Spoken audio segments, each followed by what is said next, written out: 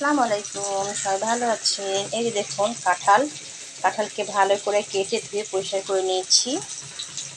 আর এখানে এই যে আমি মশলা রেডি করে নিয়েছি, সব মশলা এরকম করে মশলা রেডি করলে আমার রান্না করার সুবিধা হয়। মাংসের মশলা আর যা যা মশলা লাগে সবগুলো নিয়ে আমি ভালো করে একটা পেস্ট তৈরি করে নিয়েছি।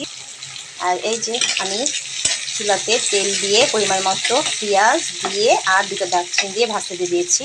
আমি মাংসের মশলা যেহেতু আমি পেস্টের ভিতরে দিয়েছি, এখানে পেঁয়াজটা ভেজে ভালো করে মশলা কষিয়ে নেব। এই যে আমার পেঁয়াজগুলো ভাজা হয়ে গেছে, বেশি লাল করব না। এবার মশলাগুলো দিয়ে ভালো করে কষিয়ে নেব। কাঁঠালটা ভালো করে মাংসের মতো করে কষিয়ে রান্না করলে খেতে খুব ভালো লাগে। যারা যারা আমার পেজটাকে এখনও ফলো করেনি, ঝটপট ফলো করে দেবেন, লাইক শেয়ার কমেন্ট করতে ভুলবেন না। আর আমার রান্নাগুলো দেখার জন্য আপনাদেরকে অনেক অনেক ধন্যবাদ, সাথে থাকার জন্য। পাশে থাকবেন সব সময়। এবার আমি এগুলো দিয়ে ভালো করে কষিয়ে নেব। এই যে সুন্দর করে কষানো হয়ে গেছে, আমি এখানে কিছুটা গোটা মরিচ দিয়ে দিব আর পানি দিয়ে দিব, দিয়ে এটা কাঁঠালটাকে এবার আমি হতে দিব। এই যে হয়ে গেছে আমার কাঁঠাল রান্না। দুই জায়গাতে তুলে নিলাম, গরমের সময় বেশি নাড়াচাড়া করলে নষ্ট হয়ে যাবে, এই জন্য দুই জায়গায় তুলে নিলাম। আর নামানোর আগে আমি একটু ভাজা মশলা দিয়ে নাড়াচাড়া করে নামিয়ে নিয়েছি। সবাই ভালো থাকবেন, আল্লাহ হাফেজ।